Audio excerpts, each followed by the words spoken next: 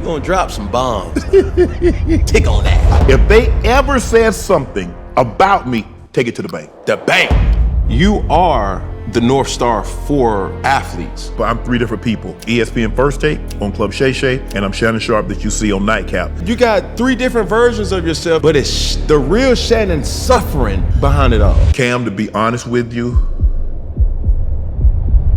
probably the real Shannon is none of those. I might call one of my EPs of NIGHTCAP at 2 o'clock in the morning. When I call, I expect the answer. There is no vacation until I take a vacation. He's a narcissist. He's a control freak. Call me what you want to, but you also call me successful. Do you want to be in a relationship? I share on social media what I want you to know. So when you do see, Zesty, or, stepping outside, we don't never see him post no woman. He just got all these damn dogs. Red flag.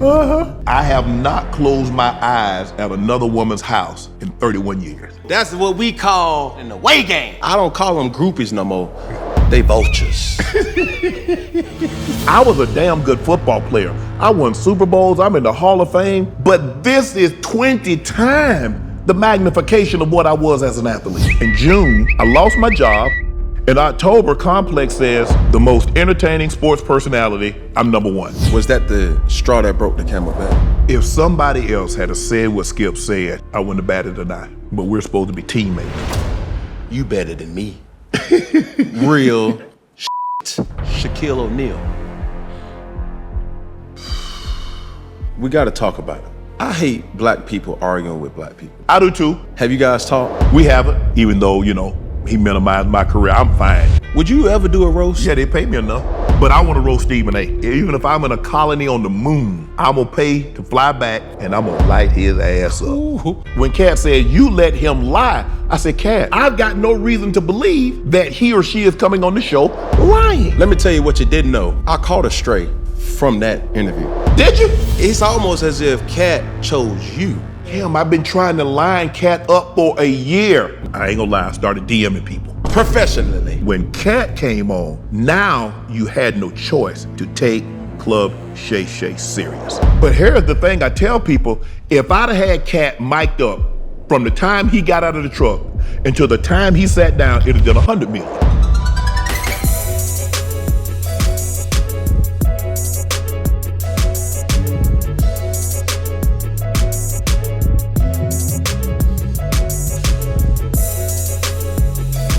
Before we keep going into this show, I need your help. Press that red subscribe button and help your boy out. You dig what I'm saying? 1 finger, 1 pinky, 1 thumb, 1 love. Yo, what's good? What's poppin'? I have a special giveaway for my personal collection of Polaroids. Become an icon today at iconicsaga.com just for $1 a month, as well as get ad-free content, behind-the-scenes content, and like I just told you, Polaroids from my personal collection. That's kind of like my thing. Become an icon today at iconicsaga.com. This show is sponsored by BetterHelp. We all carry around different stressors, big or small. When we keep them bottled up, it can affect us negatively.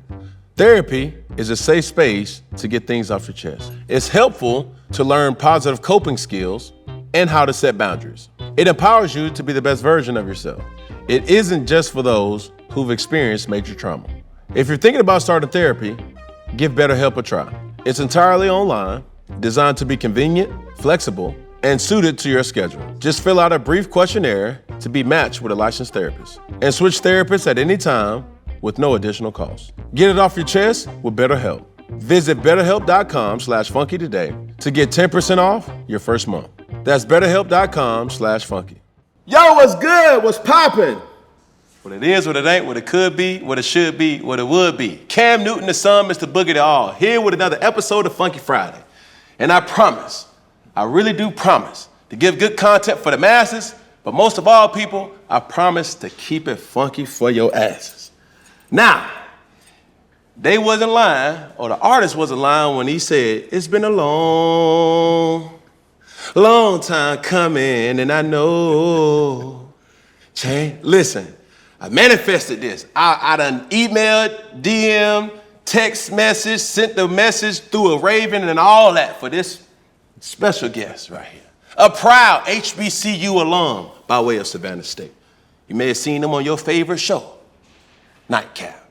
Also, another favorite show, Club Shay Shay. May have caught him a couple times on ESPN or even Fox. At the end of the day, I present to some and I introduce to others. Hall of Fame, one of the best to ever do it. Uncle Shannon Sharpe. Appreciate that intro, bro. Brother. Nephew, you good? Man, I'm good if you good. I'm great. Life good. Life is real good. I know it is. You all the way up there. It ain't even the top. You all the way up there. A lot of hard work though, Cam. I just take the same approach with what I do now as when I did what I played. I'm obsessed with it. And when I look to hire people, that the first thing that I look for is passion. Because if you're passionate about something, you'll jump out of bed anxious to do it. All that other stuff I can teach y'all. But if you're not passionate about what you're doing, you're not gonna be good at it. When you say you look to hire, that's a different type of cloth talk right there. Now, that's a subtle flex. It may have went past some of y'all bald heads, skint fades, Caesars, or dreads. No, I think the thing is now that I have to look at myself as a businessman. I look at myself as a corporation. I look at myself as an entity. I don't view myself as talent because talent, you cut me a check. Now, as a company, as a corporation, as an entity, we're in partnership. Yes, sir. I can provide you a service. You provide me a service. We work together. We collab together. You have input on how would you like to set it up. I have my people tell you this is the best way I think we can sell it to the audience, viewing audience, listening audience, and we collab and we make it work. Right. So, me being a fan and also a student of content, over the last, I would say, correct me if I'm wrong, probably 3 months, where I seen a V, I seen DraftKings, and then all of a sudden I started seeing a silhouette of a part and an African American man. I don't know who that is, but you having your own production company, how long and how were you able to do that? It's been in the work for a while. One of the reasons why I signed with The Volume is that I laid out what I wanted to become and what I wanted to do with what I had. And at the time, I only had Club Shay Shay, but I knew it was something that could grow given the right infrastructure, if I had the right backing, if I had the right people that wanted to push it and distribute it in the way it should have been distributed. And so when I had the conversation with Colin, I laid out to him what I was looking for. Of all the companies that showed interest, everybody kept viewing me as talent. I said, I'm not talent. So when Colin said, how about this? I'm willing to partner with you, provide the infrastructure, show you what it takes to become a production company. And in the process, you come up under us, we distribute it, we both benefit. And I think the thing is, it's been mutual beneficial for both of us, as a partnership should be. They don't feel they're getting taken advantage of. I don't feel I'm getting taken advantage of. And we're both getting an opportunity to grow as I get my own footing and I'm able to grow, and the money that I've been able to make over the last 6 or 7 months, I've been able to pour back in my company and hire more, photographers and editors and graphic people and things of that nature. And so now we're looking to get into scripted and unscripted. We're going to start looking at doing TV shows, looking at doing game shows, looking at doing things of that nature. Right. This whole talk of content, where traditional media is almost out the window, out the door. And I've said this numerous times and numerous occasions, and I haven't even really got into my questions, but you are the North Star for athletes. Because you can't have a conversation without somebody mentioning, look what Shannon's doing. What he's been able to do, not only is it informative content, it is also entertaining content. And you can't deny that. Right. And even when you was having the Black and Mild and the Hennessy, the hen dog, I'm on that hen dog. Yeah.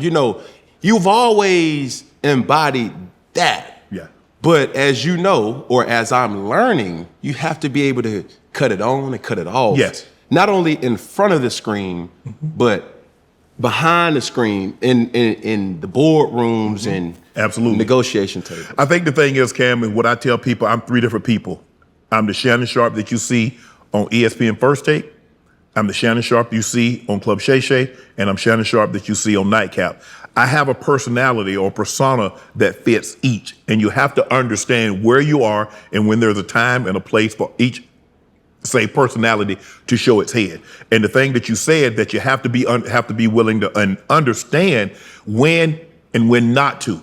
People, well, you don't do that anymore. Well, there's a time and a place for that. I think the thing is, for me, is that when I did that the very first time, I never ever thought it would do what it did. Mm-hmm.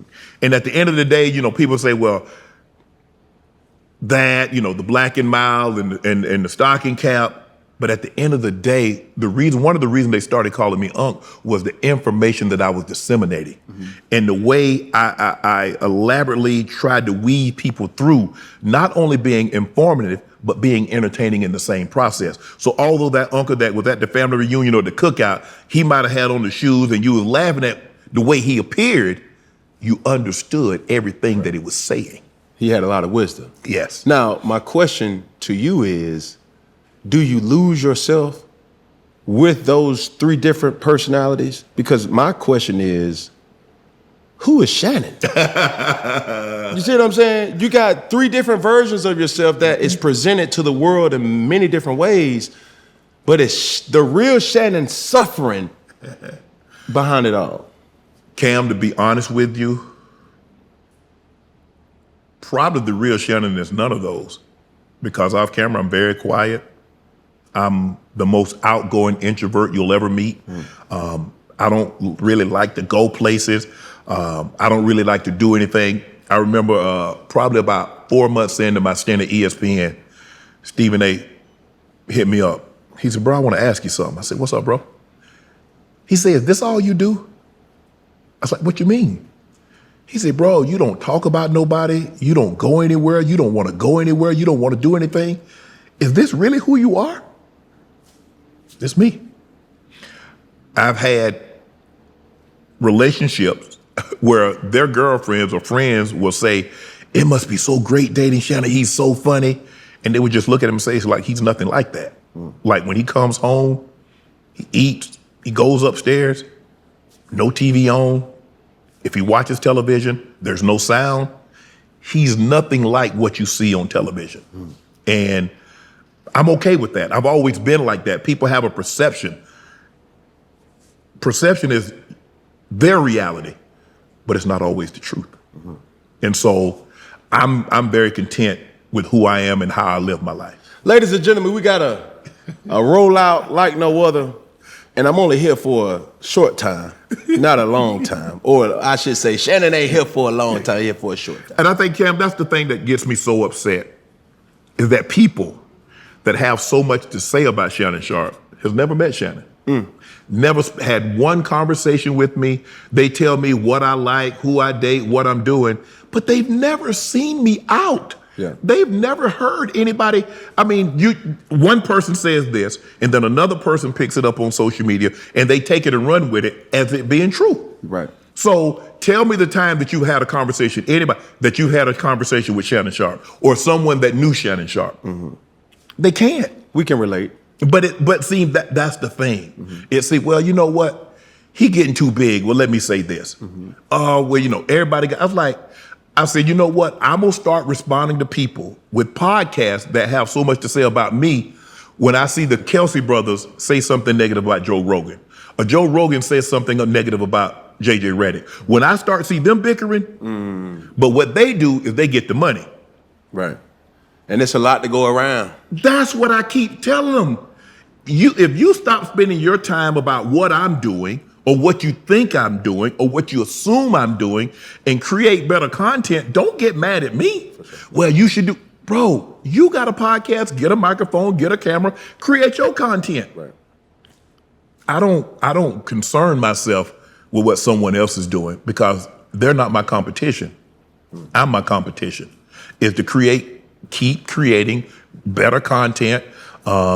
When I started Club Shay Shay during the pandemic, I reached out to all my friends that I had as celebrities. I said, bro, I need you to do me a favor. I said, I'm starting a podcast and I really need you, whatever you need. So my brother started it off, and then I reached out to Floyd. I reached out to Ice Cube, Snoop Dogg, Master P. I'm talking about all my heavyweight friends. And they did me a solid. They came on. So that kind of gave me credibility, Cam. I want to admit that. Travis Kelce came on. And then, I just started, I ain't gonna lie, I started DMing people. Professionally. Yeah, I was like, hey, my name is Shannon Sharpe. I host a podcast called Club Shay Shay, and I would love to have you a guest on my show. And a lot of times they would hit me back. I know who you are. We'd love to get to it. And so that's kind of what happened. But I tell people I was at what was I doing? A brandcast for YouTube with the commissioner. And we were talking and sitting around. And I said what television did for sports is what Cam did for Club Shay Shay. Because instead of just hearing sports, you could see it. So instead of having someone talk about that home run or what transpired or that catch or that basket, you could see. People heard about it.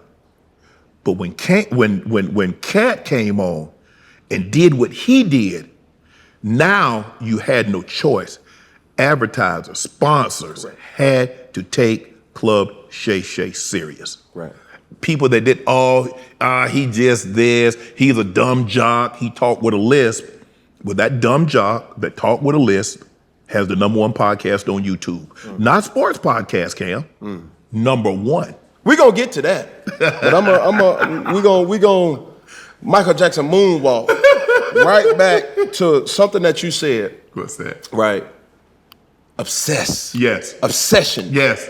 And it's crazy. Last week I did my sports show, 4th and 1. And Peggy, who's here, he asked, just being obsessed with football, at what age? And I honestly spoke, I don't have that same obsession with football now. Can I play? Can I go play? Yes, and yes.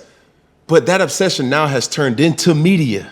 Bro, I literally go and watch your clips. I'm in constant search for the Nelk Boys, New Heights, NIGHTCAP, The Pivot, I Am Athlete, the 2510 show. So many people are creating great content, Joe Rogan show, that my question is, how? Why? But before we get into the content side, that obsession can affect personal. Are you dating? When it comes to your feet, eBay's got your back. With eBay's authenticity guarantee, real experts are checking your sneakers. Every stitch down to the sole. Whatever you added to the lineup next, head to eBay. From the drop to your doorstep, eBay doesn't play games with your sneaker game. Just look for that blue check mark. Ensure your next purchase is the real deal. Visit ebay.com for terms. Is that what you want to call it? Yeah. The thing I look at, what I tell everybody, if you're going to be involved with Shannon Sharpe, my passion, my purpose is work. Nothing causes me to get out of bed like work. It's why I struggle to sleep at night, because I can't turn my brain off. I might call one of my EPs of NIGHTCAP, Ash, at 2 o'clock in the morning. This is what I'm thinking. When I call, I expect the answer. Don't send me the voicemail. I felt that. So, Ash, you better answer that goddamn phone. Everybody, when I call, I expect expect an answer, or I expect a prompt response. And if it's not, I need to know why, because we're in this together. We go on vacation at the same time. There is no vacation until I take a vacation. That's it. We take a vacation together. We do everything together. That's the only way that you're going to work at Shay Shay Media. It's not for everybody. It's not. I'm not for everybody. Somebody's going to take that clip right there and say, he's a narcissist. He's a control freak. Call me what you want to, but you also call me successful. Do you want to be in a relationship? because this is what I see that you've shown social media.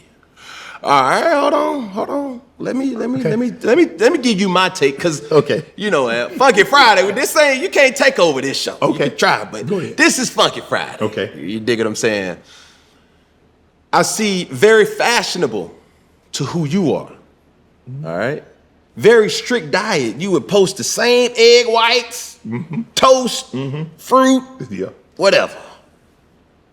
Like it was every day. Also, a dog lover. Yes. They say a dude having dogs is like a woman to have cats. It's a red flag somewhere. Okay. I'm okay with that. Right? So, and my question comes by way of like, I really genuinely want to know. And if I have to do a service, not only for my curiosity, for the people watching too. I think the thing is for me is that I have never discussed publicly my relationship status. And I kind of like it that way because it keeps people guessing. Because see, the thing is when people feel they know you, they start to speculate and they start to say things. See, if you hear something from Daryl McCormick, if Daryl McCormick, Keith Burns, Sterling Sharpe, Shara Sharpe, if they ever said something about me, take it to the bank. The bank. Take it to the bank. It's the gospel. Matthew, Mark, Luke, and John. It's the gospel. Anybody else? They're the 4 people that probably know me the best, that I've shared the most with. Now, that's not to say that I haven't been around people and people probably observe the way I interact or the way I go about my business, but nobody really knows. But that's business, though. Yeah, but here's the thing. Cam, I've done a great job. Even when I played, was I in a relationship? Sure. And if you saw me at a game or occasionally you saw me out, you might see me with someone and you could deduce or you could speculate that's who Shannon was in a relationship with, or that's who Shannon was. But for the most part, since for the better part of almost a decade, I don't post anybody. I haven't posted anybody because I don't think that's anybody's business. I don't like people in my business. I share on social media what I want you to know. That's a fact. And that's how you have to keep it. Because if you share too much information, if people find out what makes you tick, then they'll wind you up and make you tick when they want you to. And I won't allow you to do that.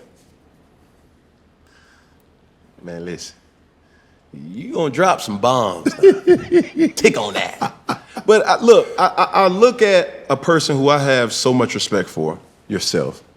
And I remember when I did Club Shay Shay, and off camera, you shared something that I still use to this day and will always use. When you get so big, you become an algorithm. Right? And you know how YouTube works. Right. If we even hint toward it, we can use the thumbnail. Yes. You see what I'm saying? Yes. And that's strategic, or as they will some say, that's clickbait. Right. But the reality of it all is you have thrusted yourself into a realm not a lot of people in sports get to. Right. So when you do see, Unc Zesty, or, stepping outside of, I don't know now, and we don't never see him post no woman. He just got all these damn dogs. Red flag. From the horse's mouth himself. It's like, how do you respond?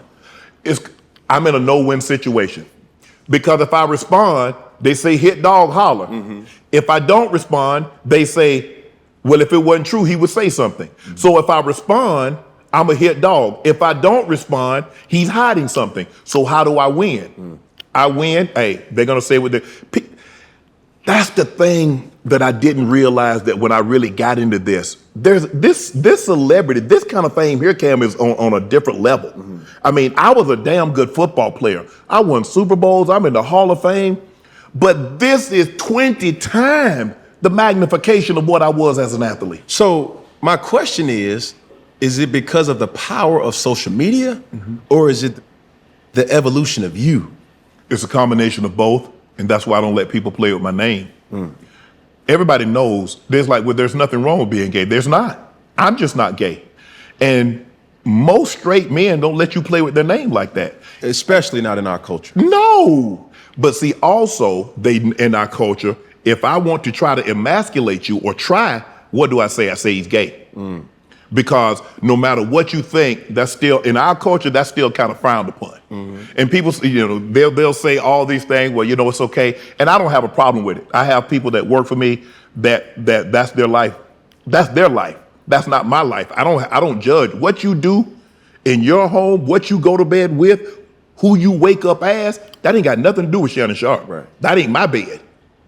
And so I found out, and Cam, there are people that do what you and I do, that 80% of their content is talking about me. Where Shannon Sharpe said this about LeBron James, let's discuss. Shannon Sharpe said this about Caitlin Clark. Bro, can you create content without mentioning my name? Right. And so that's the thing. And so for me, is that was the hardest thing, because it was almost like they were trying to convince me that I was something that I'm not, but I kept repeating it. Right. And then everybody, and if you look at it, when they mention me and they mention my sexual preference, oh, he's zesty, he's gay, look at when they mention Shannon Sharpe, look at their views, and look at those same podcasts when they don't mention Shannon Sharpe. Right. And then you'll understand why they're mentioning Shannon Sharpe. Right. I could dig it. And at the end of the day, what you do is what you do. Yes. That has nothing to do with it. But I mean, you would think by now somebody would have outed Shannon Sharpe if he was living that lifestyle. Somebody would have outed. Yeah. I think really, too, as we keep everything moving forward as well as positive. When I asked this question of how do you remain neutral between the guest telling the story and or the person they're telling the story about, how do you find credibility in that? Cam, what I try to do is that some guests I know more about than others.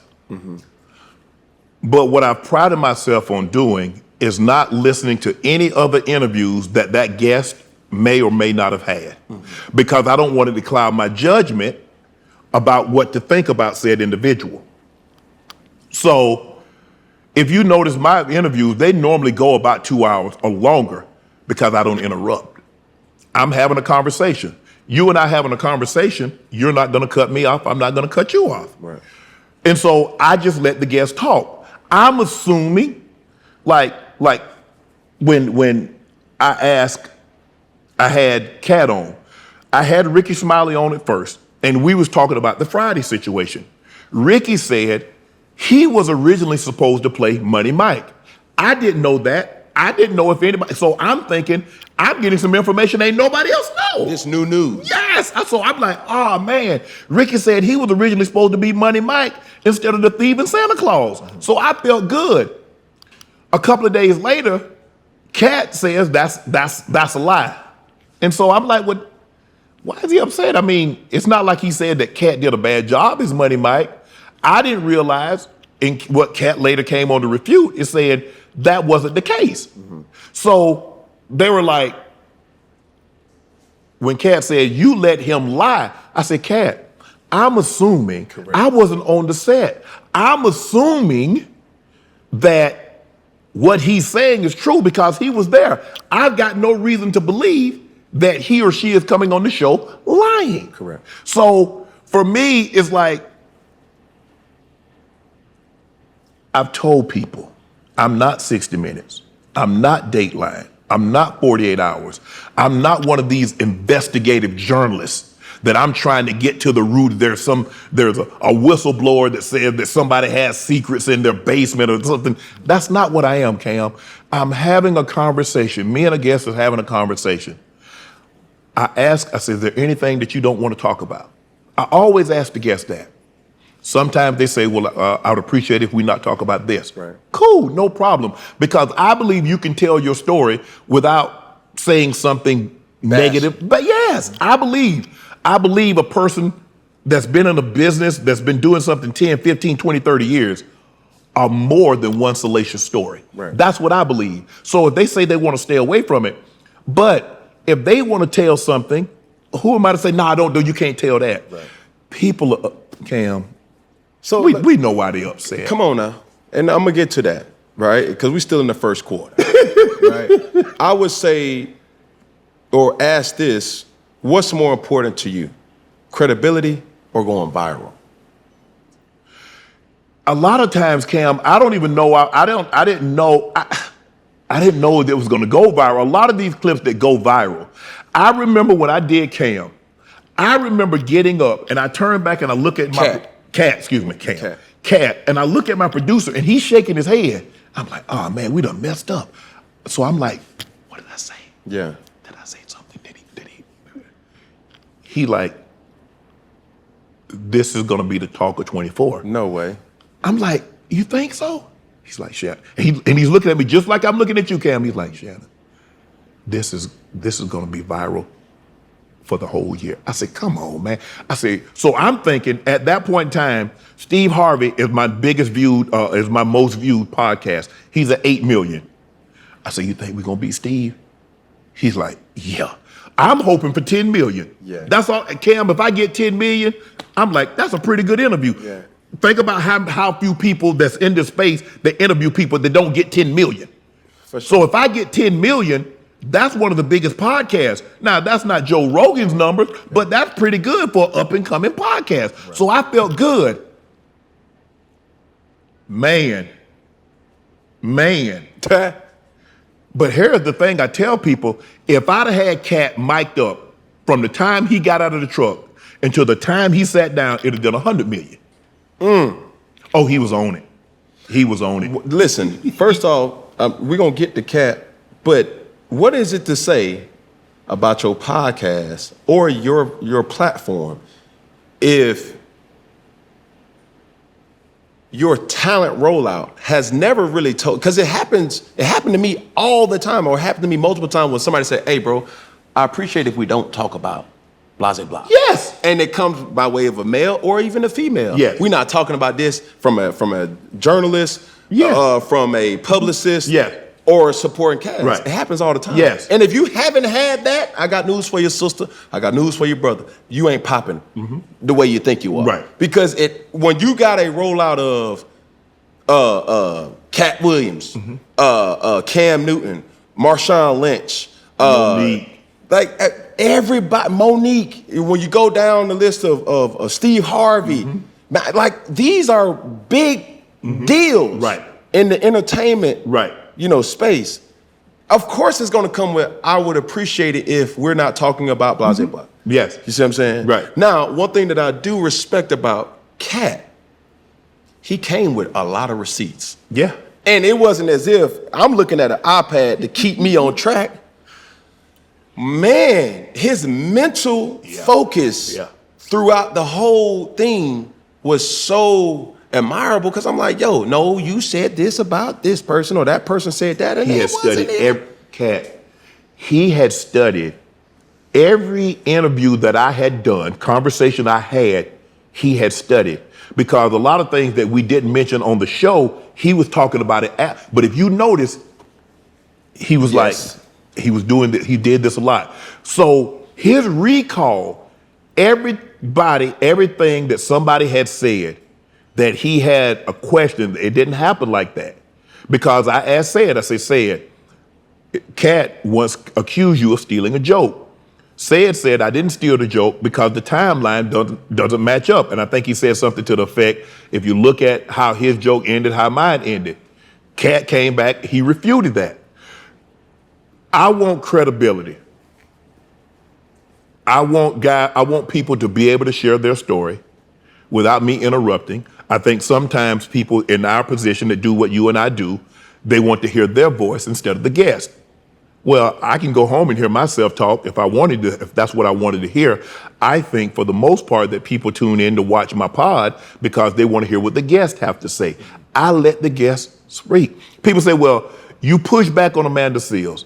And all I said was, Amanda,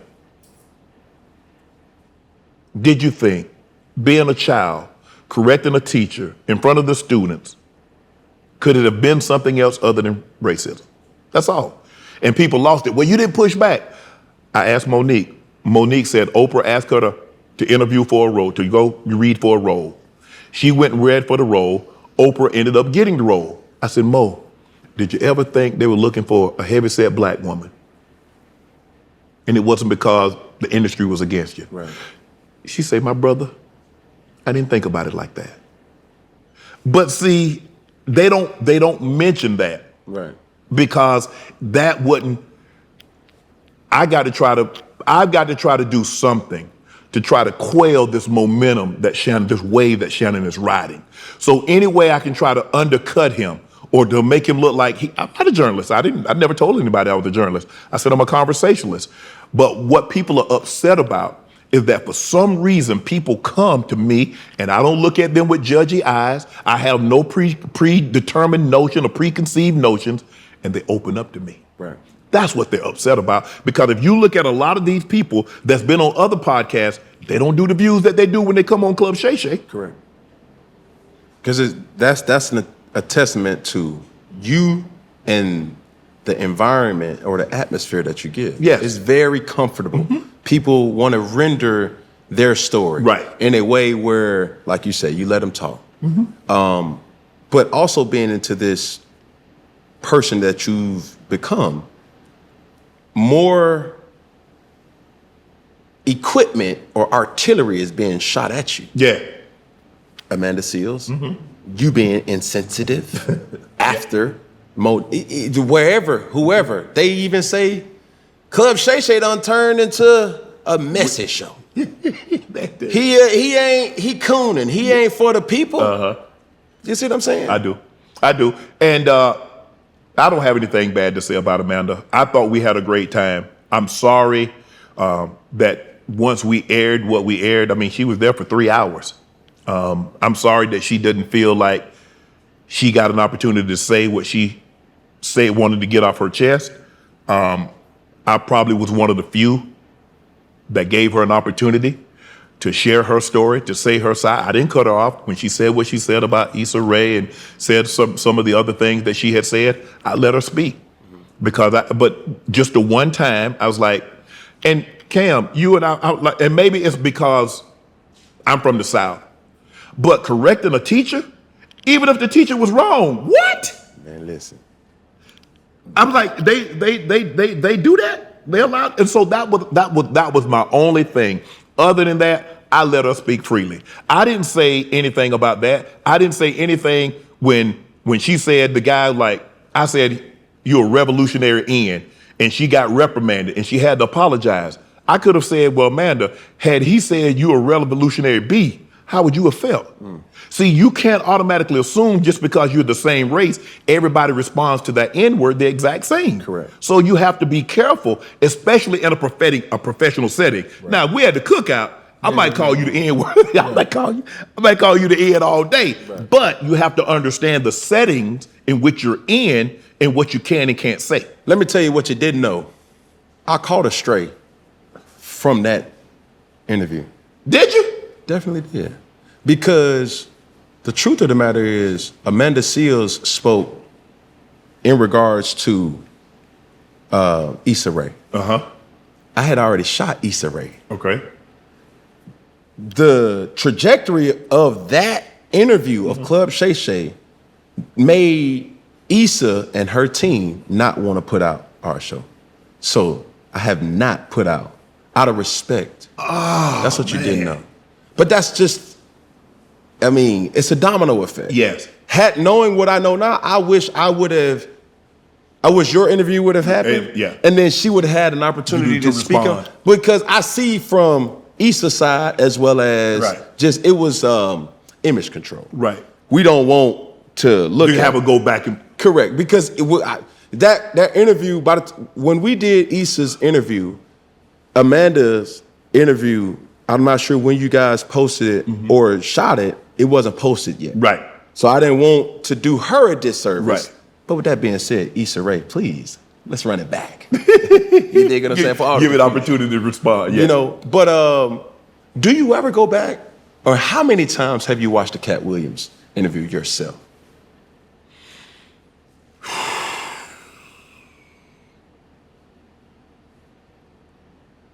Damn. Maybe. Now I'm trying to think, Cam. I think I don't really like to watch them back because I'm absorbing it as they're speaking, and a lot of times, and I think I went back and I watched like 30 minutes of it, and I just like damn, because I went back and I'm like, damn, he said that. Where was I? He was saying so much, Right. that I'm like, but Kim, I didn't know it was gonna cause this kind of ripple. I didn't think it was gonna move me in the direction. I'm glad it did. I understand what comes along with that. But if you remember, he said it. He said, this is gonna put you in another dimension. He definitely did. He said, but my mama said, boy, there's power in the tongue. yes. He said, he told me, and my guy Jordan is over there. He said, now they're gonna come for you. I said, can't come for me for what? I didn't say anything. Right. He said, they're gonna come. And they're gonna say a lot of different things. And they're gonna be some people that you thought you might be able to get that they're not gonna come now. Right. And that's absolutely has happened. That's absolutely has happened. They were so excited. Thanks for reaching out. We can't wait to sit down. And a day later, they can't do it. And then no call, they won't follow, so forth and so on. So I understand what comes along with an interview like that. Did I expect it? No. Did I expect all the negativity that came along? Because, I had Steve Harvey. Steve Harvey did 8 million views, had Coach Prime, I've had a lot of comedians. Right. And some of the comedians had taken shots at other comedians, but nothing like this. I didn't expect the vitriol to come, especially from some of the people, and I'm not gonna say we were friends, but I'm saying we were cordial, we were friendly towards each other. Some people that I've kind of helped behind the scenes, and to see them attack, oh, I wouldn't have let him do this, I wouldn't have said that. But you know what? It took me a long time, Cam, because when you play sports, you understand that Atlanta fans, even though you're from Atlanta, they're gonna have a little resentment towards you because you beating their team, right? Or certain fan bases are gonna feel a certain type of way. And I felt that the better the player, the more vitriol and hate he's gonna get from opposing fans. I got that. But in this situation, I can honestly say I did not expect the level of vitriol and the suddenness. That's what really got me, the suddenness, because it was like when Cam dropped, it was like Katt. I keep calling him. When Katt dropped, right. It's like all of a sudden he gay now. Yeah. But I'll say this though, and I wouldn't say nothing in front of you or in your absence that I wouldn't say in front of your face. Right. That was the thing though. But this is my take. Okay. That dropped in January. January 3rd. Right? Yeah. The competitor in me, I said, oh, he wasn't even prepared for that golden ruby. You know what I'm saying? Because it's like, yo, it's almost as if Katt chose you. He did. You feel me? To have that platform to say, hey, listen, because Katt he doesn't do it. Just like you don't do sit downs, you see what I'm saying? Cam, I've been trying to line Katt up for a year. I tried to line him up for a year. People don't know this, but Katt doesn't like to fly. He normally takes the bus. He takes a tour bus pretty much everywhere he goes. And so he wasn't gonna be on that side of town in LA, in California. Right hand to God. I go to my agent's office on a Friday. I'm getting off the elevator. As I'm getting off the elevator, a lady's getting on. Right. She said, hello. I said, hey, how you doing? I'm Shannon Sharpe. She tells me her name. She's like, I've never seen you here before. I said, yeah, my attorney's here, Marvin. She said, oh, I love Marvin. I love Allison, who's his daughter. She said, oh, I said, I've never seen you here. I said, I've been coming here 3-4 years. I've never seen you. She said, oh, man, I'm sorry. I'm just not meeting you. She said, today is my last day. I said, what? She said, yeah, today is my last day. I said, you got a new job? She said, I I'm leaving to be Katt Williams' tour manager. Wow. I say, I've been trying to get Katt for a year. That was a Friday. The next Friday, Katt sitting in that chair. Look at God. The next Friday, Katt sitting. I've been trying to line Katt up for a year. The next Friday, after meeting her, Katt sitting in the chair. He comes in. I say, anything you want to talk about? I'm here, brother. We gonna talk about it all. Oh, really? Boom. The thing was, if you go back and look at the interview, after I introduce him, we take a sip of the cognac, we laughing and talk, and we do our thing. I'm getting ready to go. He takes off. I got to make a split-second decision, Cam. Do I reel him back in, or do I let him go for 30? You got to let him go. Knowing what I know, you know. What I'm going to say? That's it. I let him go. It was like he was doing a comedy show in Club Shay Shay. He was doing stand-up, but he was actually sitting down. I let him go.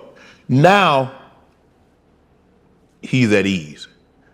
He got what he wanted to get off his chest for the first 30 minutes. Now I can go back and I can go back to where it all started for the Dayton, Ohio, and so forth and so on. Right. But that happened.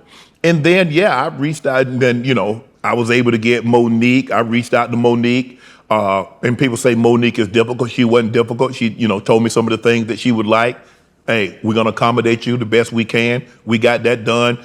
Gary Owens and Lavelle Crawford. Right. It's just been a snowball effect. And I told the team, Amanda, she wasn't happy with the way the interview turned out. And I'm sorry, Amanda, and to your fans that they weren't happy with the way the interview turned out. But I said out of 140 interviews, if we can just have one that somebody's not happy, I said, now if we can get 2 out of 280, we're doing good. Right. Do you think with your trajectory of who you're becoming, what you have become in media, do you think people will respect you for the body of work that has gotten you here? Pro Football Hall of Fame, Super Bowl winning champion, multiple times Super Bowl winning champion, and arguably the best or one of the best tight end receiving tight. He was before your time. Let's just speak on that. Yeah. Right. As an athlete, we weren't used to a receiving tight end. You was the first mismatch. Yeah, I followed in the Ozzie Newsomes and the Kellen Winslows, the guys that were more receiver than blockers. And so, I think the thing is for me, Cam, no. Because of the success I'm having, people automatically assume he had to have done something. Because you hear how everybody would, you get this role in Hollywood, you had to have done something. Watch out. So now all of a sudden, my podcast is moving up the ranks. What you do? So people automatically assume, man, look here, man, I don't play like that. I don't. I've never been propositioned. I've never been approached. I work my ass off. I try to create the best content that I possibly can. I try to create content that I feel that my viewing and listening audience want to see, want to hear. And that's the team that I've assembled. That's our job, is to try to create the best content. But no, because think about my ascension, Cam. I lost my job in June.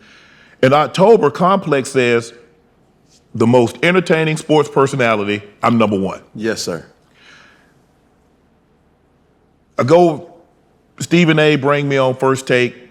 Thanks, Stephen A. I can't thank you enough, and I'm sure we're going to talk about that at some point. Have a meeting with Dave Roberts, who's the EV of sports talent there. Talk to Burke Magnus. Talk to Jimmy Pitaro. Man, Bob Iger. Pick up the phone, call me. Have a conversation. He's the president.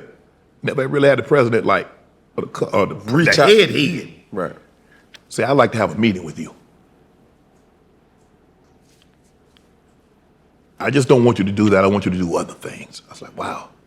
So First take numbers, the days I'm on is doing unbelievable. And that's just not because of me. Stephen A. has done a great job of having, Pat McAfee was on, Dan Orlovsky, D.O., Saturday was on, a lot of different guys. Ryan Clark was coming on. A lot of different guys helped that. And now, all of a sudden, you see Club Shay Shay. Ocho and I come up with this concept after talking to people. Club Shay Shay is really good, but Shannon, in order for it's not nearly enough. You need to do something people yearning for with greater frequency. Jamie Horowitz, who was the guy that actually hired me and brought me to FS1, he's like, man, have you ever thought about doing a show that like after a game? I'm like, really? Like immediately after the game? I was like, okay. So what do you think about like if we like on Sunday night, Monday night, Thursday night, we go after the game and we do 20 minutes? He's like, perfect. That way, because normally after the game, you gotta wait all the way to the next morning. Correct. You gotta wait a whole 12, 14 hours before you get a breakdown of what transpired. Right. We're gonna do 20 minutes. Who you want to be your co-host? Ocho. Ocho? He understands the game. He's entertaining. It's fuck. He doesn't take himself too serious, and he knows how to play off somebody. Right. Ocho. I picture the Ocho. We call him, and it just so happens he's in town. So his agent, Doug Sanders, used to work for the guy that represents me in his office. So I called Doug. I said, hey, Doug, man, where Ocho at, man? I got this idea. I want to run it by him. He said, man, that's funny. Ocho in town right now. I said, what y'all doing? Can y'all meet us at this restaurant tomorrow? We go there. Ocho say, I'm in. We put it together 1 week. 1 week before before the season started. So the season was going to start that next Thursday. We put it together that Sunday night. It was only supposed to be 20 minutes. We go like 30 minutes. And I'm saying to myself, man, this is not enough. We got to be able to do something. We got to be able, it just can't be sports. We're not going to grow. Even though we're first in this space, we're not going to grow. Cam, I was like, damn, what can it be? So we started talking about dating. And so I was like, man, I've been sitting on this story. Only two people knew this story, Daryl McCormick and Keith Burns. I said, I'm going to tell it. So we sitting around, so we going. I said, man, Ocho, let me tell you this story, man. It was my rookie year, and I took this girl out on a date. And man, I ain't got a whole lot of money. I'm a 7th round draft pick. I'm making $63,500. That's before taxes. Taxes gonna eat me up, so I'm probably gonna bring home $48,000. So, server comes by and says, I take your order. I tell her my order. And the young lady is still reading the menu. She's looking at it. I was like, why is it taking you so long? She's like, well, I'm trying to figure out what goes with steak and lobster. I said, condoms. I said, because you eat that steak and lobster, we gonna have sex. Cam, it went viral. So I said, that's it. I coined the phrase, I say, they come for the sports, they stay for the stories. So from that point on, I was sharing stories about dating. I told a story about how I was at this young lady. What stopped me from going to women's house is that it happened to me on 2 occasions. I had just gotten drafted. I came back from Denver, flew in late that night. I didn't want to drive home and scare my mom. I'm laying in the bed. I called this young lady. I said, are you dating anyone? She says no. I said, look, I could drive home. Should have just went and got that $50 hotel from La Quinta. I'd have been straight. But I said, nah. I said, do you mind? I said, I don't want to drive home. I said, because me coming home, my grandmother's gonna be scared because she thinks I'm in Denver, and if I come in, she's gonna be scared. I said, you mind if I just stay tonight? I'm gonna go home. Cam, something told me, said, boy, keep your clothes on. So I got on shorts and I got on my t-shirt. Man, have you ever had sleep paralysis? You can hear things, but you can't move. It seems like you hear something, and sometimes you dream it, but I can hear people talking, and I'm like, but I can't move. I could hear it, and it's getting louder. It's getting louder. And been arguing. So by this time, boom, door fly off the hinges. Now you mind you, Cal, your boy 21. You see, I'm Can truck. you do something? Boy, I'm truck. So I'm jumping up. Hey, what's up? What is about to be? I said, oh Lord, he got some bodies on his resume. I ain't talking about the kind of body that he got. Yeah, I'm talking about them kind of bodies. Yes, sir. So I say, my man, check this out. He say, Sharpe, man, congratulations, man. Man, hey, man, you lit up. I be telling my homies all the time, I know Sharpe. He a good dude. Congratulations on being drafted by the Broncos, man. I love you, man. He say, I appreciate it, man. I said, bro, do my hand like this here. He said, nah, Sharpe, I ain't got no problem with you. He said, but I'm just tired of this B line. I'm saying to myself, me too. Damn. Man, I put my shoes on, and I booked it out of there. So I ain't learned my lesson with that one, Cam. That was in 1990. Fast forward, 1993. Hey, your boy here for homecoming. We all break. We got the bye week. I hit the, hey, your boy. You in Savannah? I'm in Savannna. Chatham County? Chatham County. So I called up. I had to get up on this like this. I said, hey, check, your boy back in town, right? Hey, I done made the Pro Bowl. Everything. I'm cooking. She said, come on by. I said, homeboy, we leaving campus. I said, homeboy, turn around, go on back. We don't. This before Uber, 93? Yeah, 93. So my homeboy come in, sit down. He grab a Jet magazine. She said, come on. So I go back. I go back in her bedroom. Your boy.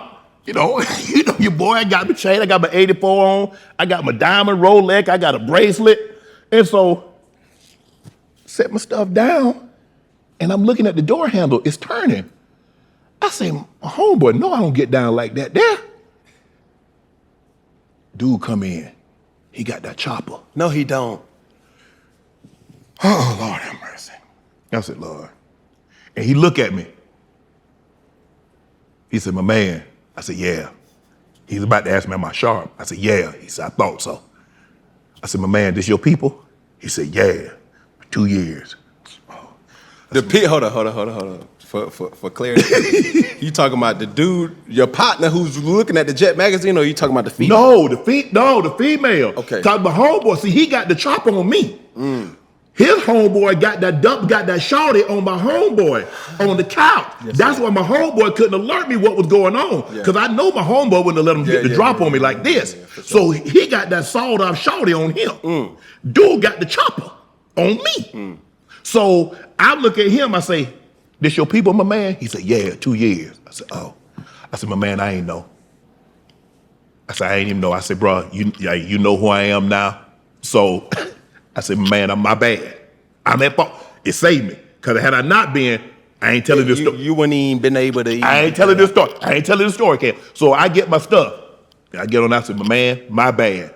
So I get in the car. He got me shook. Now I'm right. I ain't gonna lie. He had the chopper. We'd had to rumble a little bit. Right. But he got the chopper. He the big man. So I get to the car and I'm like, oh man. I said, man, it's gone. I got a Rollie. No, I got a Rollie, my bracelet, and my necklace. I said, man, stop the car. My homeboy said, man, forget that. I said, man, F that, boy. That's 50 bands in there. Stop this. Man, I went right back up in there. I said, my man, let me get that on the dresser. He said, here you go. No way. Yeah, he did. So from that was in 93. We in 2024. I have not closed my eyes at another woman's house in 31 years. But let me tell you something. Can I put you on game? Yeah. I ain't never really went to another female house. That used to be the thing when we growing No, that's what we call you playing an away game. Yeah, you right. I only play home games. Yeah, you right. They got me. Let me tell you, it's a part of the ambiance. It's a part of the aesthetic. When she get to walking on the marble floors and looking around, and that's a part of the aesthetic. That just bring the panties down a little lower. You hear me? The panties already down. They gonna get down a little low when they walk into that 6-car garage. So Cam, I didn't, because you heard the thing, like I said, Cam, I didn't, back then, that's in the early 90s. It wasn't no thing to go to a female's house. You pick them up. Now, you meet somebody, they Uber to the destination and so forth and so on. But I didn't know. But those were part of the stories. And also, man, Shannon Sharpe had that happen to him? Yeah. Man, that happened to me. How that happened to a dude that's in the NFL? How that happened so now I'm telling stories that's relatable. Yes, sir. Even though I'm who I am. So people love hearing those stories. I didn't like at the time, because I was like, I said, Lord, if you get me out of this situation, I promise you and a few more gods, I'll never be back. So that's kind of what stopped me and kind of made me leery. So, I got all that stuff. I got a man. When they said they ain't got nothing, yes, it does. That stopped me cold in my tracks. You tell me you got a man? Nah. It's too many out there, Cam. It's too many out there to bump heads with another dude. It ain't worth it. Yeah, but it's still levels to it, though. Yeah, I don't care. Nah. Sometimes you keep it P, or a lot of women is some. I don't call them groupies no more. Yeah. They vultures, cause they gonna loom over they prey. Yeah. They gonna put themselves. They gonna position themselves in the line of sight. Yeah. You know what I'm saying? And with that, they gonna withhold information too, just as guilty as a lie. Yeah, but I think I'm under the impression now, my grandpa used to say, boy, everybody has somebody, it's just to what extent. That's a girlfriend, that's a significant other, that's a wife. The likelihood you gonna bump into somebody, if they looking like what you say and they walking around here scot-ass free. That's a red flag in itself. Everybody got somebody. It's just to what extent. Yes, sir. So I was like, man, so you live and learn. So that was a part of the stories that I started sharing that people loved, started to hear, and I was like, and we took off from there. The thing about it, though, before we get into our game, I have to speak about this because I saw this. The situation with Skip, right? Was the frustration with Skip, or was the frustration with the network or the executives? I think for me, I really appreciate Skip believing in me and bringing me there. Even when the network wanted him to hire a journalist, because I was really the first athlete to sit down and sit across from a journalist and debate topics. Right. People know that you can talk about football because obviously you played the game. Can he talk about basketball? Right. Can he talk about golf? Can he talk about baseball? Can he talk about social issues if they were to arise? So Skip believed that I could, and the opportunity presented itself, and I took full advantage of it. Maybe it was a combination of things. Maybe there's some things I could have done differently. Maybe I should have just had a conversation with Skip that before it even got to that point, maybe said something differently, but I don't know. It's really hard to say. I just think that that after 7 years and you with somebody, this is what I tell people about relationships, it's easier to grow apart than grow together. And maybe that was the 7 year, you have 17-year locusts that they come once every 17 years. Well, maybe this was a 7 years, this was all I was supposed to get out of that. Maybe this was the bridge that I was supposed to travel on for 7 years. And then after that, that bridge was gonna collapse and gonna force me to go do something else. But even then, was that the straw that broke the camel back? See, if somebody else had said what Skip said, I wouldn't have batted an eye. But we're supposed to be teammates. Yes, sir. And I think that's what hurt me more than anything. My teammate, that's what he thought of me. It's kind of like when somebody else says something like, nothing gets you more upset than when your boys hit you. Or somebody who really, you said 4 names. I know one of them was Sterling Sharpe. Yeah, like my homeboy, and I know, like, we and my homeboys, we joke a lot, but I know where not to go. It's to a degree. Yes, you can joke, but let's not go there. Let's not play in that area. Right. And so I was like, and at that point in time, Now here's the guy that I had stood up for Skip. When guys come on and try to take shots at Skip, I was there. I stood up. Nah, bro, this is not your show. This is Skip and Shannon. This ain't you. You're not going to take no shots. We're not going to do that, so forth and so on. And in that moment, to think that because I said Tom Brady wasn't playing well, and he wasn't playing well. And I think that's one of the things that most people like about me, because I don't have a problem. If a guy's not playing well, Cam, he's just not playing well. And it happens. But yes, and this is not to take away anything what that person has already accomplished. But we're talking about now. We're not talking about, we'll evaluate his career once it's over, but we're talking about in the moment, and he wasn't playing well. So I was just disappointed how it handled. I thought it could have been handled could have been handled better by management, but it was handled the way it was handled. I thank Fox for the opportunity. And the only thing that I get upset about, you know what I hear people say, Skip gave you, Skip made you. Now, had I not made it, what would y'all have said? They wouldn't have said Skip was the reason why I failed. So in other words, when I'm successful, you give him all the credit and give me none of it. So if I'd have failed, you'd have gave me all the blame and gave him none of it. So the thing, I guess Jay-Z coined the line, was if he made me, make another me. Yeah. Because that's what I did with kids. I had one and I was like, I'm gonna see if I can do this again. I did another one, and let me see if I can. So I was 3 for 3. So yeah, so it should be relatively easy if you can just spit guys out, because they say he made Stephen A. Okay. He made Shannon. It's not as easy as one would think it is. I say it like this, and we're gonna move on to this game. You better than me. Real shit. I think the thing is, you know what, Cam? When I go, one of the first things when I sit down with advertisers, or I sit down with sponsors, or I sit down with people that want to collab, one of the first things they say is that they're proud of how I handled that situation.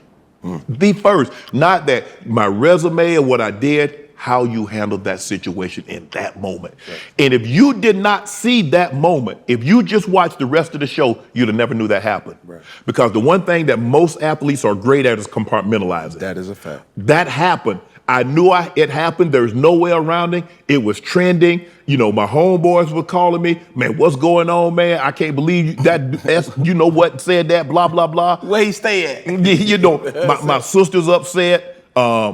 Even my mom, and my mom, she watched, but she's like, so I've got a lot of emotions because I'm looking at my phone and I see all of a sudden this message. And I'm like, Shannon, you still got 1 hour and 45 minutes. You still got 2 hours in this show. Be professional, and then we'll address whatever needs to be addressed after the show. Right. And I was proud because when you took them specs off, man, I said, somebody better get them. A couple of y'all better get them, because what I'm looking at now, what I was looking at then, still looking at, I'm like, whoa, who gonna stop them? Yeah, I was visibly upset because if somebody would have told me that he would have done that to me, I wouldn't have believed it. But I appreciate it. I think one day we'll sit down and we'll have a conversation. Right. That hasn't happened yet. But he and I sit down and have a conversation because we did have 7 great years. Yes. And what I will not allow is that the 7 great years we had to be ruined by one moment. Right. And that happens a lot, even in relationships. I've been in a relationship for 10 years and all people harp about is the last 1 year or the last 6 months in which it wasn't good. Right. It's, hey, if you're in a relationship, 80% of the time, 90% of the time, things go well. But somehow we seem to focus on the 10 to 20% when things don't go well, and we live in that area. Cool. And I won't do that. Say less. When it comes to your feet, eBay's got your back. With eBay's authenticity guarantee, real experts are checking your sneakers. Every stitch down to the sole. Whatever you added to the lineup next, head to eBay. From the drop to your doorstep, eBay doesn't play games with your sneaker game. Just look for the blue check mark. Ensure your next purchase is the real deal. Visit ebay.com for terms. Here we go. Ready for the game? Yeah. You are a king of words. Mm-hmm. But are you the king Let's play a game called Sharp Words featuring Shannon Sharpe. Shannon, you have your PhD in shit talking. Let's see who you stack up against. I will say a person's name and tell me who takes the win in a lip sparring match with this particular individual. Okay. All right. Are you ready? I'm ready. Shannon versus Jake Paul. Oh, yeah, I get Jake Paul. Yeah, for sure. Yeah. Verbal gist, put them together. Yeah, oh yeah. With this wordplay, Words. you know, you can't go to an HBCU if you can't Jones. Come on now. You can't. Jones. Yeah, man. You know, they call it we call it Jones. We call it Jones. Man, Yes, if you sir. can't Jones, oh yeah, this word. And then another thing too, it stems from siblings. yeah. Growing up, Yeah. where I seen my kids, boys, they boys. They ain't, you know, boy, look at them shit, you know. Yeah. And to see it, to witness it, it's something, a thing of beauty. Yeah, see, I grew up with a lisp. And so to get people talking about, you know, because I didn't want people to make fun of me, I get on somebody else. So if somebody tell a joke and say something about me, oh, you agreeing? You in. Let me get on you right now. I get them up off. See, I get them up off me. Attractive. Here we go. LeVar Ball.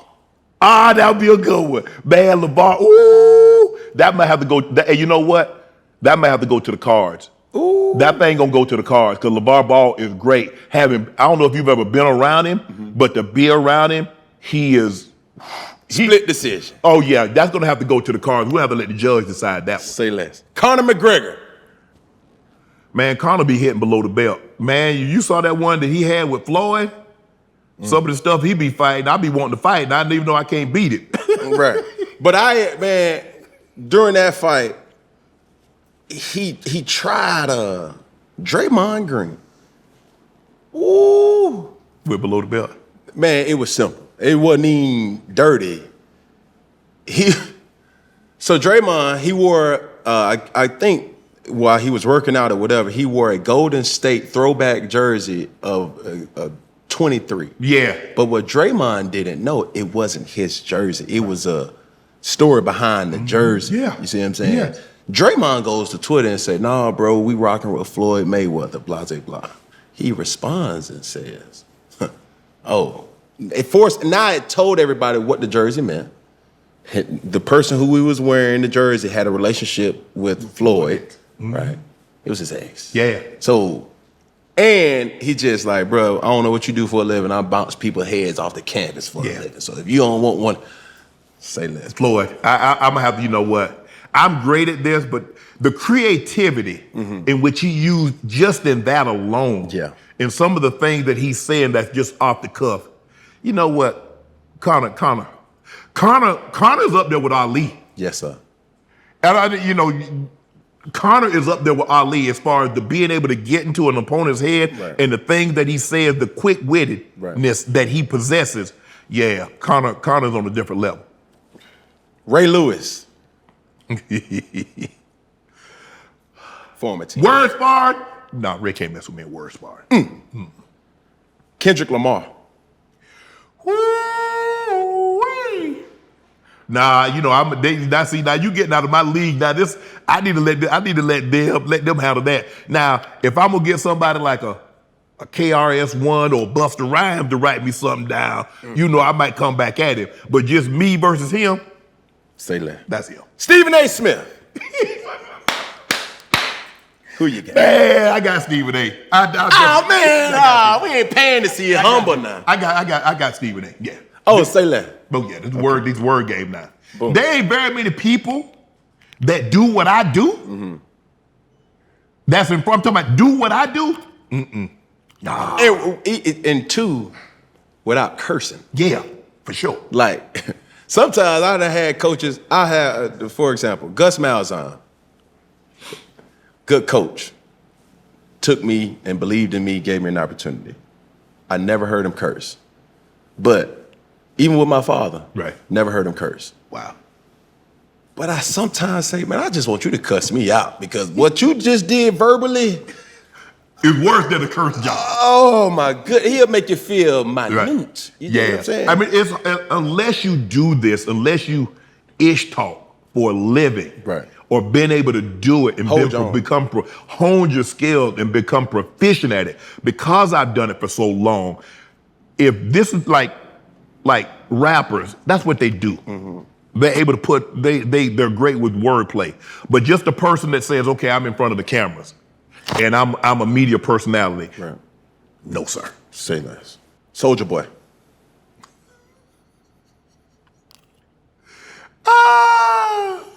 Soulja the homie, man. I hate going up against people from Georgia. I feel like whatever I say, he's gonna be the first. He's gonna say he's the first to say it. Shay. Who you got? He gonna say the one that let Skip Bayless punk him on TV. Oh, you know that's coming. I think I might get Soulja. Say less. LeBron James. Nah, that ain't LeBron. LeBron ain't no. That ain't him. That ain't his. No, so that's you. No, that's me. Prime time. Oh, that'd be a good one. Be a good one. That's gonna be a good one. Cause be it like, if people could like time and I could really do a reality show with just our conversations on the phone. Mm. I mean, that people would pay to hear us cackle and the way we carry on and just bag on each other.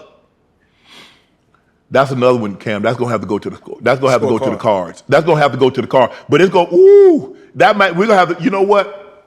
We're gonna have to get a rematch. Because it's gonna be so close, whoever wins, split decision, gonna demand a rematch. So let me ask you this though. Is it true you was teammates with Prime? No. He came the year after I was about to say, what did that locker room look like? Nah. You had Ray. Shannon Sharpe, Ray Lewis, and Prime. I mean, it was personality overload. I had gone back I left and went back to Denver in 02 and 03, and Prime was at CBS 02 and 03, and then he ended up coming to Baltimore, right, and I had retired, so we didn't overlap. Terrell Owens. As far as celebrations, I can't get T.O. I can't get T.O. in celebration. No, I'm talking about lip spar. Nah, T.O. can't get me a lip spar. Ocho. I told you know what, Ocho swear, but I done told Ocho, man, not with just roasting, not with roasting. And I know them Florida boys, they're different. They different. They different because they'll say nah. Yeah, but they got that twang in Savannah too. The Geechee. Nah, I'm gonna eat Ocho up. I'm yeah. Donald Trump. Man, we know everything he say gonna be what's the word they like to use? They like to say alternative facts. So that might be what it is. Now, but Donald he's not really a kind of more like misrepresent the truth. Mm-hmm. I don't look at him as an ish talker. I don't look at him as talking. Now he will say something if he'll call you Sleepy Joe, or we know he's taking some shots at Rosie O'Donnell and a few other people. But for the most part, nah, I don't think really nobody his age can beat me. Now you talk about George Wallace, or you talk about DC Curry, somebody that's what they do, right. But nah. I ain't let the guy that was former president of the United States beat me in no Jonas session. Nah. Steve Smith, Smitty. Ah, man, Smitty. Cause Smitty be punching below the belt, man. Smitty gonna do his research too. Man, I know him. He another dude, man.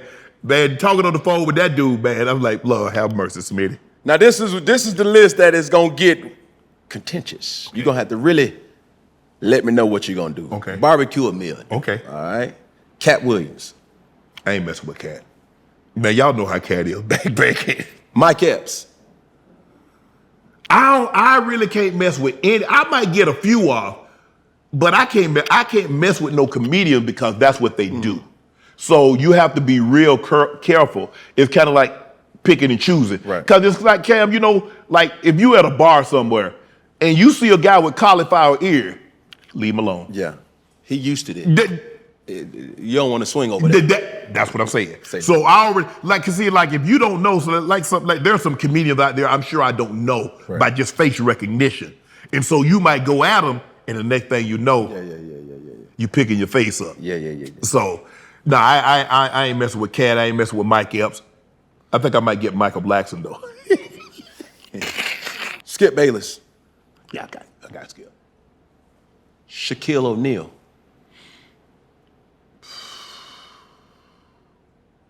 As long as it's not in the form of record, not if it's just words, and I ain't got to sing them, then I get Shaq. Last but not least, Cam Newton. Nah, you know what, nephew? I wouldn't even do you like that. Nah, I wouldn't even do you like that, Cal. For sure. Nah, yeah, man. I got, you know, I got too much respect for your dad and you. Let me sit up on this one. Cam, this thing, I'm good with these words, man. You know, I ain't been practicing in a while, but you know in lip sparring, I'm 500 Cam. Man, listen, let me tell you something. You know that, Cam? You ain't know that? Listen, they wanted to fight until I stood up. You dig what I'm saying? Everybody want to fight until I stand up.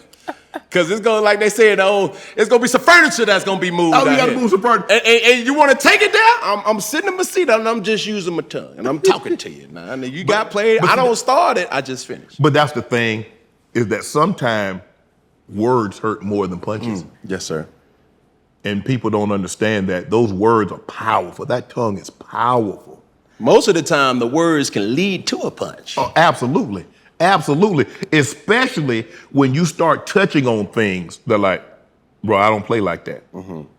I don't play like that. Right. And so, yeah, you have to be, you got to be careful because, we grew up in the locker room. Sir. But you know who to join with and who not to join with. But because of their seriousness, like some people don't really joke around like that. And you know that, hey, Sharpe, I ain't for that today. Okay. Ease up. Hey, man. I leave that. Hey, you know what I'm saying? I ain't trying to prove no point. The man say he ain't want that. And when a man tell you, and that's the thing, you got to see cues. You got to see when a man say, hey, leave that alone. Leave that alone. Now I ask you this, though. Would you ever do a roast? Well, I let somebody roast me or I'm roasting somebody. What Tom Brady did on Netflix. Yeah, they paid me enough. But I want to roast Stephen A. I told Stephen A, even if I'm in a colony on the moon, I'm going to pay to fly back and I'm going to light his ass up. But Stephen A so easy, though. I got to get Stephen A. I mean, it all, like I said, boy, it's tough because they do research and they go back and get stuff. Did you see the Brady? I did. Man, they tore him up. But who took who really lashed into him like? Nikki Glazer, the female, the white chick? Yeah. Tony Hinecliffe. Ross.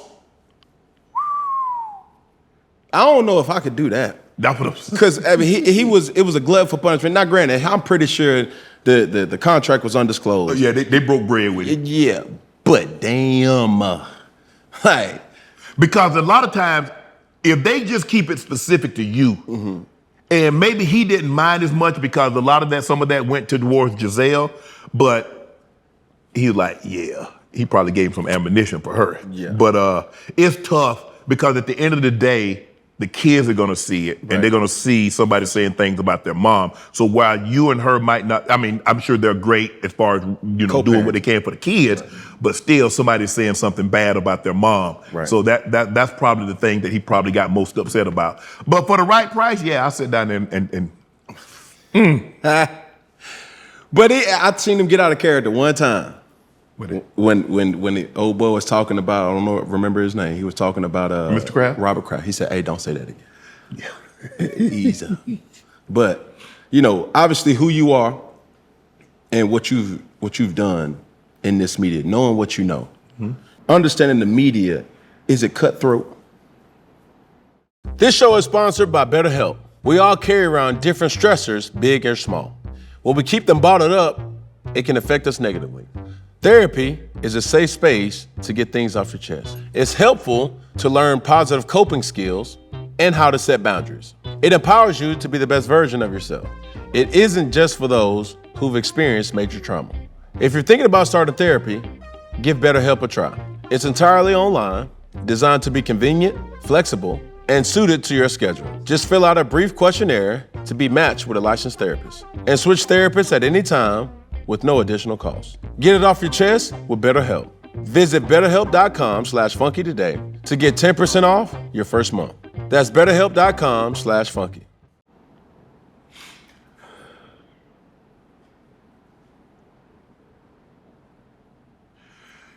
I wouldn't say, like, I think the podcasting is a lot more cutthroat and people do a lot more backstabbing than what I've seen in say, quote unquote, linear media, which is television. Right. The podcasting, the bickering and the snipping, sniping back and forth, the envy and the jealousy, that's probably what's been most disappointing to me. But I think, you know what, I'm learning as I go along to accept it and just like, okay, they're gonna say what they wanna say. I understand that as I start to ascend, people are gonna start taking even more shots. And so you just, you know what, I'm just learning, man. I'm just learning. And that's what, I remember having a conversation with Katt and I just asked him, why aren't they taking shots at you, but they're taking shots at me? I said, I didn't say anything. You said what you said, it was on my platform. He said, because you can't say anything, and that was a buzz by, and they don't want me to come back with these direct hits. I was like, okay. But I'm learning, Cam. It is it's a lot of process because I'm looking at people, I'm like, you've never even met me. You've never even said anything. You haven't talked to anybody that I know. I'm talking about personally. And for you to say what you're saying. So I'm learning now that this comes along with the territory.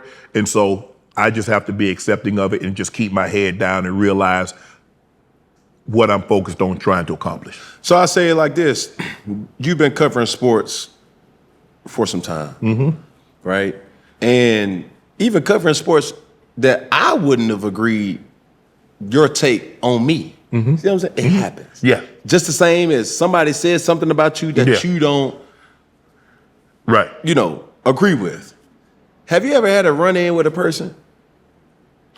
Which like, yo, man, you done said this, like. I haven't, but let me tell you what. The guys, most of the time, 90% of the guys, like, man, you tough, but you fair. Kevin Durant, when Kevin Durant first got traded to Phoenix, he was at the hotel, he was standing in the lobby of the hotel, and I remember getting out of the vehicle, and I was looking, I was like, damn, that's a tall ass dude. Right. And as I'm walking up, he turns around. I said, man, what's up, KD? He said, man, let me holler at you right quick. He said, man, you got a problem with me? I said, nah. I said, why you say that? He said, man, it's just like when you talking about me, is that you talk with so much passion. Right. I said, KD, have you ever heard me spoke about any subject that I wasn't passionate about? I said, I don't. I say, I think I do a great job of critiquing your play. Right. I don't know you off the court.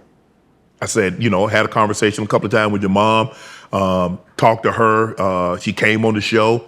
I said, bro, I ain't never got no problem with you. I said, I don't know you well enough to have a problem with you.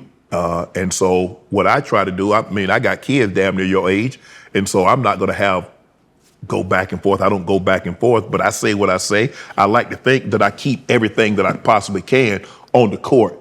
But I think the thing is, Cam, that I speak with so much passion when I talk. People take my passion as being personal. Right. Now, we got to talk about it. You in the Shaq situation, right? He came out with a diss track, and I heard your response to it, but his was more, there's another situation. The passion of whatever, and I believe you caught it straight, because I don't think you was, in essence, talking about it more so than Gilbert. You did, and then it spun to that. Have you guys talked? We haven't. Shaq feels the way he feels, and he's perfectly fine to feel that way. I said what I said. I still think Shaq is a phenomenal basketball player, even though, he minimized my career. I'm fine. The thing is, what I'm able to do, Cam, is that when I lay my head on a pillow at night, I know All I could get out of my career was 3 Super Bowls, a Hall of Fame, and at the time of retirement on all the tight end records. That's all I could get out of my career. That was it. That was my competition. A 7th round draft pick that made it on the last cut, was the last guy to make the team, made the Hall of Fame. That was all I could get. And so that's why I was able to walk away with the season that I had my last year and not look back. Because I didn't feel that, man, if I'd have worked out harder, if I'd have ate better, if I'd have got my rest, if I didn't chase women, I feel I could have got so much more. I was able to walk away because I did everything I possibly could. And the only thing God would allow me to get was what I got. I think the thing that's frustrating for me, and I've dealt with it on multiple situations, I hate black people arguing with black people, bro. I do too. You know what, and I'm learning, Cam, is that I don't have to have an opinion on everything publicly. Some things I can just keep to myself. Right. I might have felt or thought the way I thought about Shaq in that moment. I didn't have to verbalize it. Yeah. Have I met Shaq on occasions? Yeah. Were we cordial to each other? Yeah.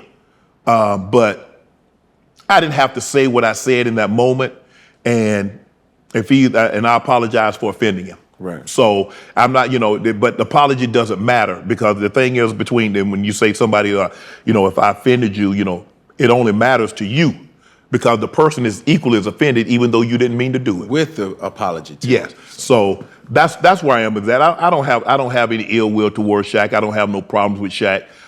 He's a phenomenal businessman. He's done unbelievable, not only on the court, but he's been even better off the court, if you can believe that, given what he accomplished on the court. But his business acumen is something to be studied. He, Junior Bridgman, Michael Jordan, LeBron, those guys. I mean, you look at a guy like a Junior Bridgman that didn't make a whole lot of money. Ebony. And he was able to parlay that. Shaq, to do what he's been able to do. Those guys should be studied. The NBA should bring guys like Shaq and Junior Bridgman and those guys that played those sports and that's become successful, bring them back so the younger guys could understand what it takes, because you're not going to play the likelihood of you playing as long as LeBron James is not very good. So take care of your money and then think about the transition into the next phase of your life. I'll speak about this too, as we're talking about different sports, right? There's an unspoken truth about NFL versus NBA. I see NBA players, as we call it, fuck with each other.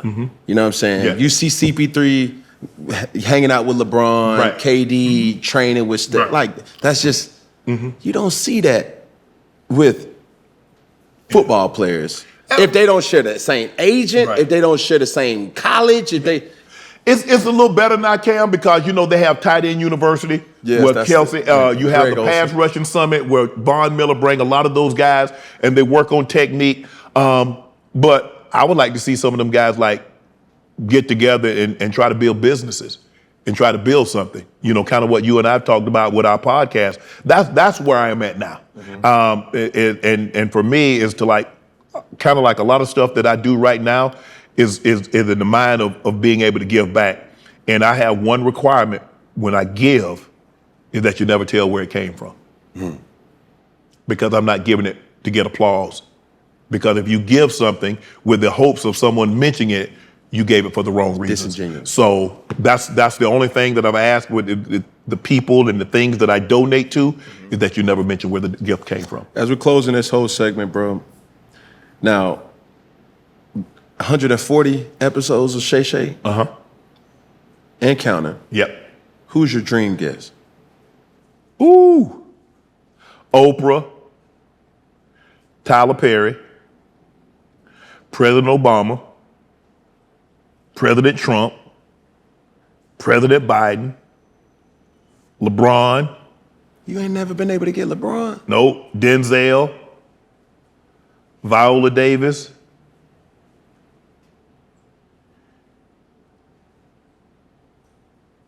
Jay-Z, Meg Thee Stallion, Drake, Kendrick Lamar.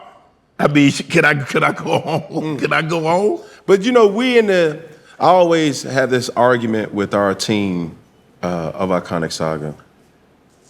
And podcasting can get tricky because everybody fishing in the same pool.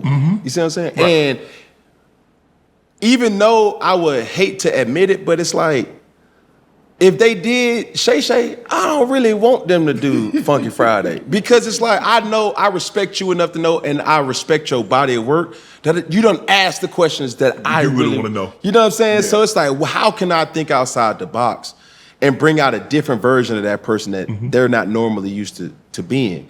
You know, but it's a very competitive It is. realm of business because it's like, oh, here we go again, another Katt Williams, interview about blah. But you know what I think it is, Cam? Is that for me, in the moment that Katt started doing what it was doing, I immediately called the team. I said, now you know we're not going to try to replicate this, right? This is our Michael Jackson Thriller. Off the Wall was a great album. Bad was a great album. Dangerous was a great album. This is our Halley's Comet. Every 75 to 79 years, it comes. This was ours. Let's do great content. Let's get people that we think are entertaining, that has a story, and our fan base, listening, viewing audience, want to hear. But people are like, well, he's trying. No, I've made that abundantly clear.